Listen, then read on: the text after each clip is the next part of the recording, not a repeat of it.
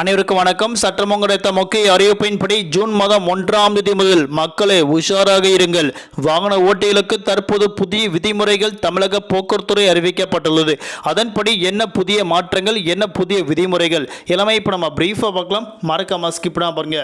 உங்களுக்கு வாகன ஓட்டிகள் புதிய விதிமுறைகள் பற்றி பல்வேறு முக்கிய அறிவிப்புகள் உடனுக்குடன் துல்லியமாக தெரிந்து கொள்ள நம்மளோட சேனலை கீழே இருக்க ரெக்க பட்டனை கிளிக் பண்ணி சப்ஸ்கிரைப் பண்ணிக்கோங்க. பக்கத்தில் பெல் பட்டனை கிளிக் பண்ணிக்கோங்க.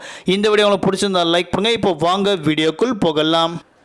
தமிழகத்தில் வரக்கூடிய ஜூன் மாதம் 1ஆம் தேதி முதல் இவர்கள் வாகனங்கள் ஓட்டினால் அவர்களுக்கு ரூபாய் 25,000 வரை அபராதம் விதிக்கப்படும் என தற்போது போக்குவரத்துறை முக்கிய அறிவிப்பு ஒன்று அறிவிக்கப்பட்டாங்க.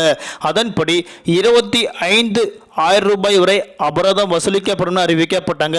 குறிப்பாக 18 வயது பூர்த்தி அடையாத அனைத்து சிறுவர்களும் வாகனங்கள் ஓட்டினால் அவர்களுக்கு ரூபாய் 25,000 வரை அபராதம் வசூலிக்கப்படும் அறிவிக்கப்பட்டாங்க.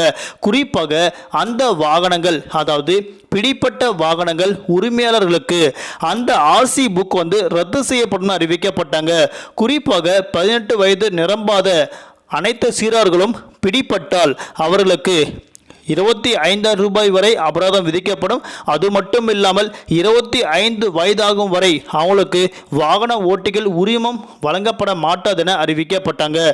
இதன்படி பார்க்கும்போது இந்த விதிமுறைகள் எல்லாமே வரக்கூடிய ஜூன் மாதம் 1ஆம் தேதி முதல் அமல்படுத்தப்படும் அறிவிக்கப்பட்டாங்க.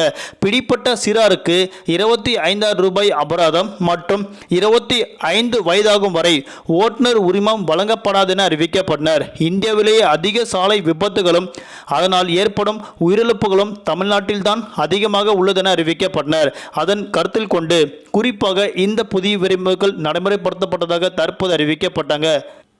அது மட்டுமல்லாமல் அடுத்தபடியாக வாகன ஓட்டிகள் அனைவரும் ஹெல்மெட் அணிய வேண்டும்.